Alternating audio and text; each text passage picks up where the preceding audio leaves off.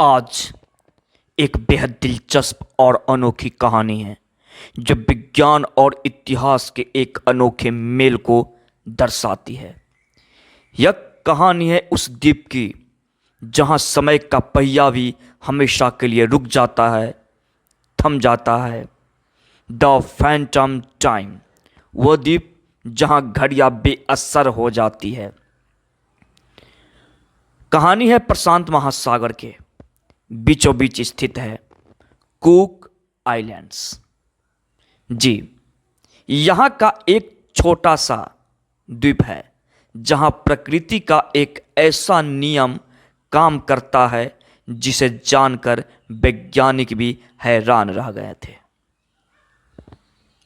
आमतौर पर हम सब समय को सेकंड, मिनट और घंटों में नापते हैं, लेकिन इस द्वीप पर रहने वाले स्थानीय आदिवासियों के पास समय को देखने का एक बिल्कुल अलग नजरिया था। प्रकृति की अपनी अलार्म घड़ी। सालों पहले जब आधुनिक घड़ियां वहां नहीं पहुंची थी, तब वहां के लोग समय का अंदाजा किसी मशीन से नहीं, बल्कि एक खास प्रजाति के पंछियों की आवाज़ और समुद्री लहरों के उतार चढ़ाव से लगाते थे।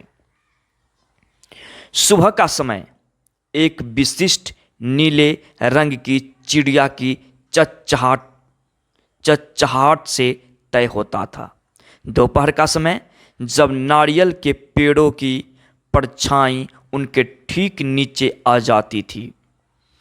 शाम का समय समुद्र की लहरों की एक खास ध्वनि से पहचाना जाता था। जी, सबसे हैरान करने वाला सच जो कि आप लोगों के बीच में रख रहा हूं। जब 19वीं सदी में कुछ यूरोपीय खोजकर्ताएं पहली बार मैकेनिकल घड़ियां लेकर इस द्वीप पर पहुंचे, तो उन्होंने एक अजीब घटना देखी। हवा में अत्यधिक नमी, नमक और द्वीप के खास चुंबकीय क्षेत्र के कारण उन चमकीली मशीनी घड़ियों के गियर बहुत जल्दी जाम हो गए और वे सब एक एक करके रुक गई। है ना खास बात। खोजकर्ताओं को लगा कि समय रुक गया है, लेकिन वहां के स्थानीय लोग हंसने लगे और उन्होंने कहा, तुम लोग अपनी जिंदगी को एक छोटी सी डिब्बी यानी कि घड़ी के भरोसे जीते हो।